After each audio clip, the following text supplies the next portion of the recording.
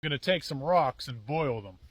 I'll put as many in there as I can. I'm going to show you a little trick on how to dry your wet boots and socks, gloves while you're out in the woods. You want to make sure you use rocks found on dry land and not near a body of water or in water. Rocks in a stream or river have had many years to soak up water deep inside of the rock, and they could explode if heated up.